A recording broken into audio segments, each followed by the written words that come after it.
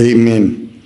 Amen, liewe toehoorder. Ons het weer gekom met die blye boodskap, die evangelie van die groot evangelie, onnaspeurlike evangelie van die rykdom van Christus, wat vir ons gekom het, sodat ons deur die gemeente aan die owerhede en die magte in die hemele, die menigvuldige wysheid van God kan verkondig.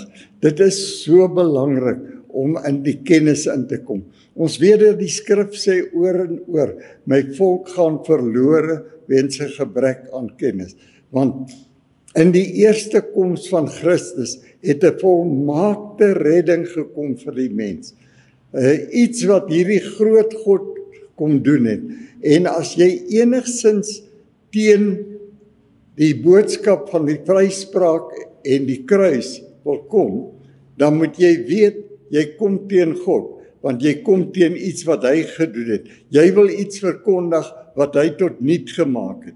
Hy het die vyand tot niet gemaak, en dit is die werklikheid wat gekom het. En ek wil weer herhaal, in Efesiërs 4 vers 1, sê Paulus dat hy vermaan ons, dat ons sal wandel, waardig die roeping, waarmee Christus ons geroep het. Waardig die roeping. En as hy daardie roeping beskryf, dan beskryf hy absoluut hoe dat hy die vyand tot niet gemaak het, hom uitgekleed. Ek het dit reeds verlede op 'n ander keer genoem. So dit is so belangrik dat ons God se werksverrigting begin eer. Dit sien wat God kom doen het, en absoluut entoesiasties raak in ons vriendskappe, om dit aan mense te verduidelik. Die groot redding, die groot evangelie wat gekom het, die groot liefde wat God kom openbaar het, ongeag die toestand van die mens. Maak nie saak, al was hy 'n moordenaar, dan verduidelik jy vir hom hoe lief God hom waarlik het, dat God daardie onkunde van die verlede tot niet gemaak het. Nou praat hy begin hy vir ons verduidelik hoe groot die werksverrigting van Christus in Jesus is. As jy nou kyk na die 10de vers van Efesiërs 4, dan sê hy wat neergedaal het, is dieselfde as hy wat opgevaar het bo kan al die hemele, sodat hy alles tot 'n volheid kan bring. En hy het gegee sommige as apostels, ander profete, ander evangeliste, ander herders en leraars. Luister waarvoor? Om die heiliges toe te rus. Nie om hulle af te breek nie, nie om ouens wat in genade staan af te breek nie, maar om hulle toe te rus vir die dienswerk, tot opbouing van die liggaam van Christus. Elke mens 'n lid van die liggaam van Christus. Jy kan nie en dit is daarom wat die kerk tot 'n eenheid moet kom, omdat dit een liggaam is, en een lid kan nie teen 'n ander lid wees nie. Dit is so belangrik, daar lê nog 'n groot bediening vir ons voor, vir elke die kerk wat so absoluut verdeel is, wat nou tot 'n eenheid moet kom. Dit is so belangrik, dat ons nou na die skrifte terugkeer, en absoluut net die skrifte begin implementeer, en in hierdie onnaspeurlike rykdom van God begin intap, en te sien hoe dat al sy werksverrigting voltooi is van die begin van die skepping van die wêreld af. Daar is niks wat hom kan bedreig nie. Hy het alles reeds uitgewerk, alles reeds afgehandel, en ons moet net in daardie oorwinning staan. Nie ons wat 'n oorwinning moet behaal nie, ons staan in die oorwinning wat hy behaal het, oor sonde, ongeregtigheid, oor enige armoede en lyding wat ons mag deurgaan. Is hy die antwoord, en hy het die antwoord gegee. So ons bly in daardie volmaakte werkverrigting van God aan die kruis. Dan sê hy in vers 13 van hoofstuk 4. Hy sê, totdat ons almal kom tot die eenheid van geloof en van die kennis van die Seun van God. As jy nie kennis het van daardie eerste koms van Jesus Christus nie, dan weet jy eintlik nie waaroor praat jy nie. Want dit is die fondasie van die hele evangelie, die eerste koms van Christus, dat jy kennis sal opdoen daarna. Luister weer, totdat ons almal kom tot die eenheid van geloof en tot die kennis van die Seun van God, tot 'n volwasse man, tot die mate van die volle grootte van Christus. As die kerk tot die volle grootte van Christus kom, sal daar geen verdeling meer wees tussen die lede nie. Geen ongeluk, geen vernedering van een lid van die ander nie, maar 'n absolute eenheid. En dit is waarin ons moet begin beweeg, waarin ons aandag moet gee en absoluut al ons aandag daaraan spandeer. Dit wat die hart van God is, dit wat hy in Christus Jesus kom vermag het vir die kerk, om hulle tot 'n eenheid te bring en absoluut hulle te versterk met al die verskillende gawes, sodat elke ou kan trots wees op sy kennis van die waarheid en op die toerusting waarmee God hom toegerus het. Dat jy weet dat al die heerlikheid van God is nou in jou, dat hy self jou sy tempel gemaak het selfs. Jou liggaam die tempel van God, dat daar geen manier is wat daar ooit skeiding kan kom nie. Kan jy net, mense, dis so groot, as jy dink, wat 'n eenheid werklik is. Al sou alles verkeerd gaan, al sou die wêreld so verkeerd, sonde so hoogtyd vier, dan is die genade van God oortref dit by ver. En luister net wat sê hy in Romeine 8 vers 37, 38 en 39. Hy sê, maar in al hierdie dinge is ons meer as oorwinnaars deur hom wat ons lief gehad het.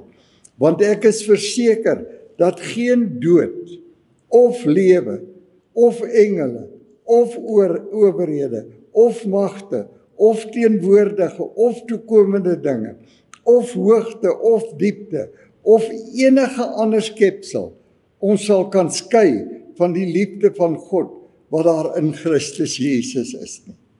Kan jy dink, waarom het die skrif ons so bemoedig, dat ons absoluut in hierdie realiteit van die liefde van God gewortel en gegrond moet wees, sodat ons absoluut onsself kan beklee, want geestelik het die mens absoluut net 'n bekleding nodig, soos wat jy dit in die natuurlike het. Jy kan nie natuurlik naak uit die strate verskyn nie. Dit gaan 'n skande wees. Net so is dit 'n skande as jy geestelik naak rondbeweeg in die wêreld.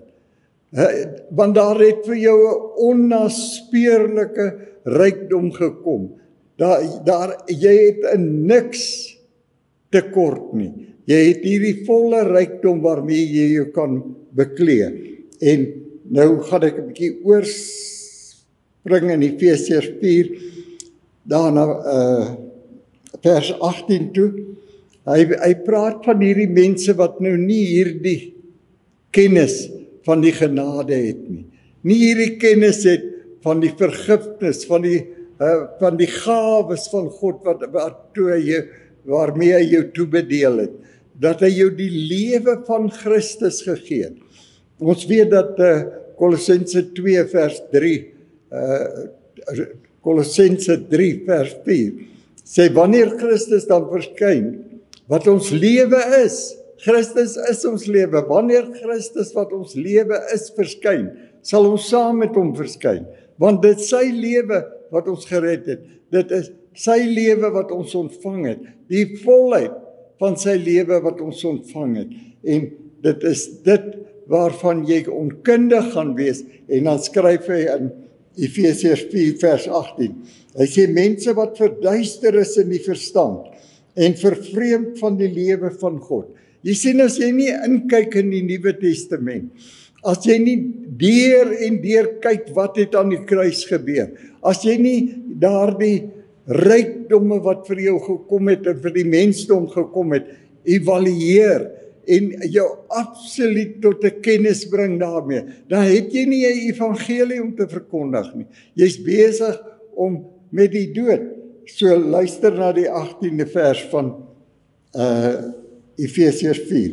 Hy sê mense wat verduister is in die verstand, vervreemd van die lewe van God, deur die onkunde wat in hulle is, vanweë die verharding van die hart. Kan jy dink dat selfs mense wat in godsdiens is, wat jare in kerke sit, kan hulle so verhard, dat hulle weier om na genade te luister, weier om na kennis te luister, weier om in die Nuwe Testament in te kyk, want hulle glo aan 'n paar versies in die tradisies van die voorouers, wat die skrif beskryf as nodelose tradisies. Hy sê julle maak die woord van God kragteloos deur julle tradisies. Dit is so belangrik dat ons wegbeweeg van daardie ou testamentiese evangelie, waar ons 'n verdeling goedgekeur het en meer verdelings goedkeur. Dit is absoluut so onvanpas, so onkundig om dit te doen. Ons moet kom tot 'n kennis van die eenheid van hierdie groot kennis wat God vir ons gebring het in Jesus Christus. Ek lees weer vers 18.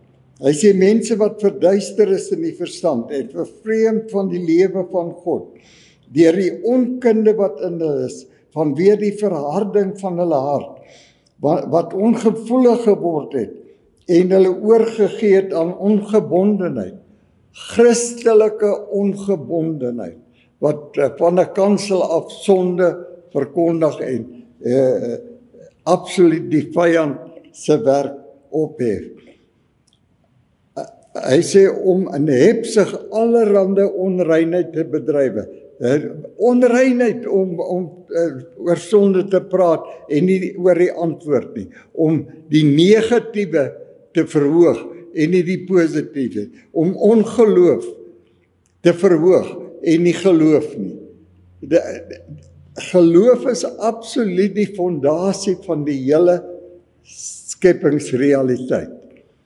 Dat jy weer hierdie groot God sal vertrou en jy kan dit alleen in die Nuwe Testament verkry, die volle onnaspeurlike rykdom van God is in die Nuwe Testament beskryf. Hy sê in vers 21, hy sê as julle ten minste van Jesus gehoor het en in hom onderrig is, soos die waarheid in Jesus is.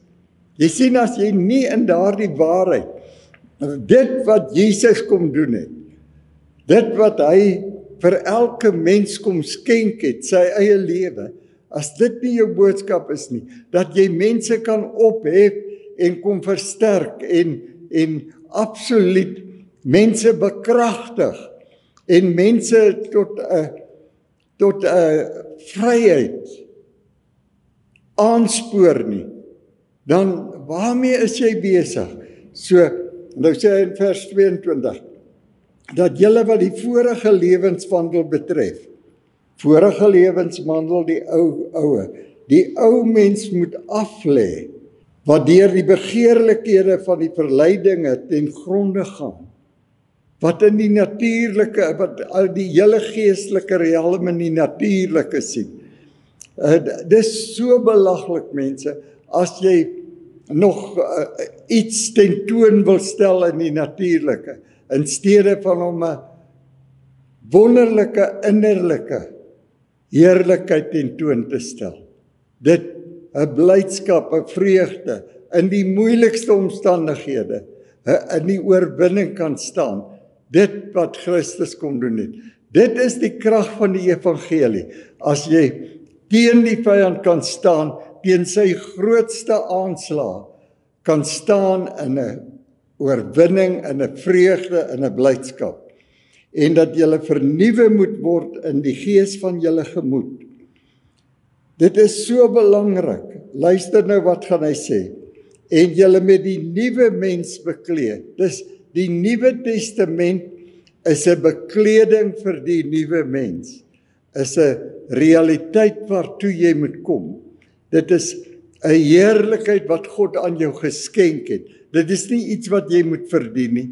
Dis God wat jou kom bekleed. Soos hy Adam en Eva, toe hulle net terugkom uit die bosse uit, waar hulle weggekruip het, toe hulle net terugkom, toe besluit God, hulle sien hulle naaktheid, hy gaan hulle bekleed. En net so, as 'n mens nie die Here ken nie, dan is jy eintlik naak.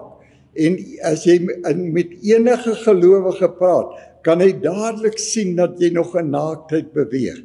So dit is so belangrik dat jou bekleding word absoluut geëvalueer aan die vryspraak wat jy tentoonstel. Absoluut. Jy moet aan die moeilikste omstandighede, moet jy in jou vreugde staan, want hierdie groot God het gekom om jou te verryk in elke opsig.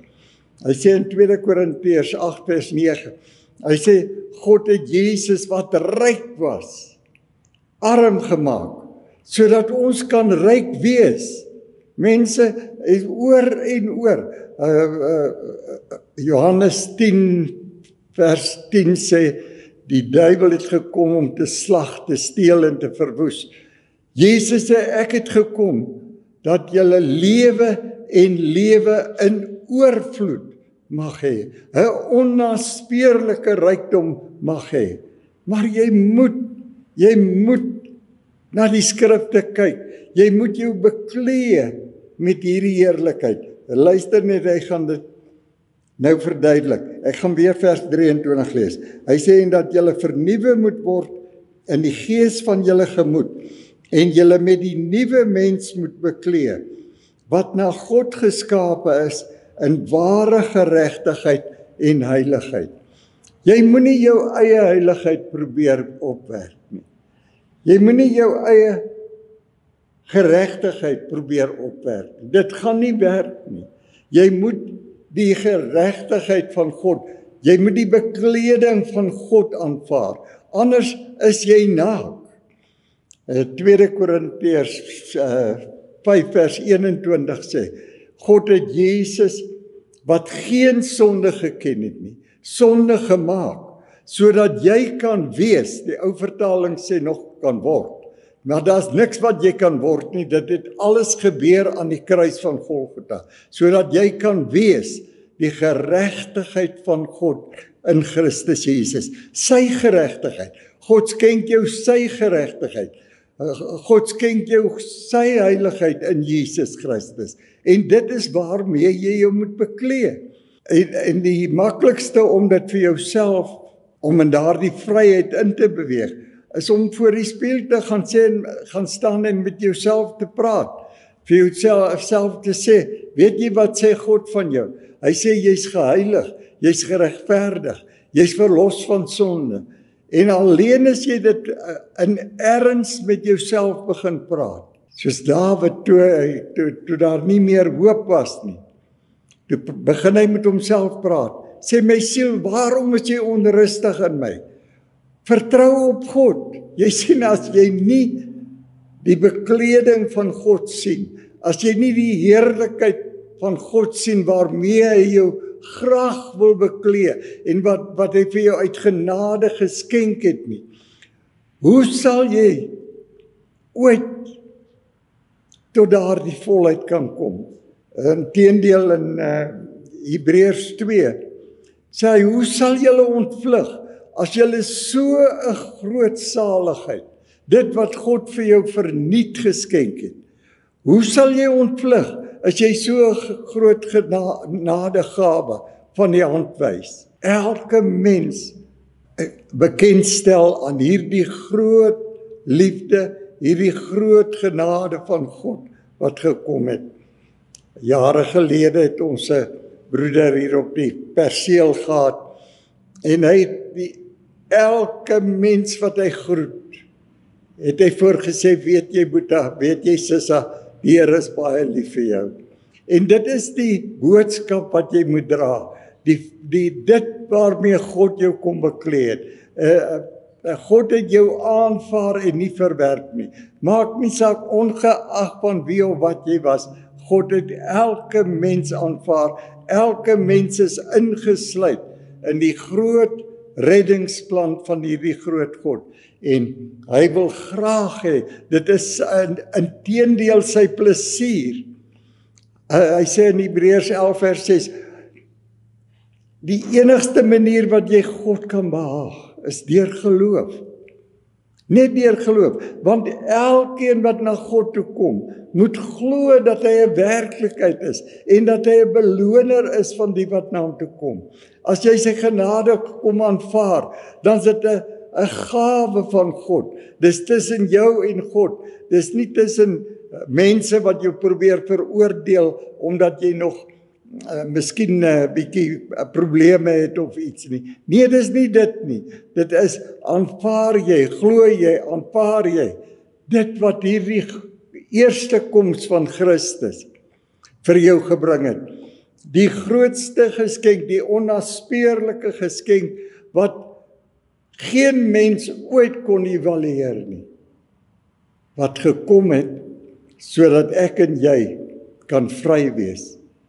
Soos Johannes 10:10 dan sê, as die Seun jou vrygemaak het. Ons weet mos hy het die wêreld vrygemaak aan die kruis. As die Seun jou dan vrygemaak het, sal jy waarlik vry wees. Mense, is dit nie 'n wonder om na hierdie evangelie te kyk en in te kyk en te sien dat dit swart op wit 'n belofte van God is, dat al hierdie beloftes gesubstansieer is en dat dit so ver gaan dat God dit met 'n eed gewaarborg het. Luister net na Hebreërs 6 vers 17. Hy sê, daarom het God, omdat hy nog kragtiger aan die erfgename van die belofte, die onverganklikheid van sy raad wou toon, dit met 'n eed gewaarborg. Waar kan jy 'n geskenk afwys wat met 'n eed gewaarborg is? 'n onnaspeurlike geskenk wat met 'n eed gewaarborg is. Mense, kyk asseblief in die Nuwe Testament en verlustig julle in die verlossing wat vir julle gekom het. Prys sy wonderlike naam.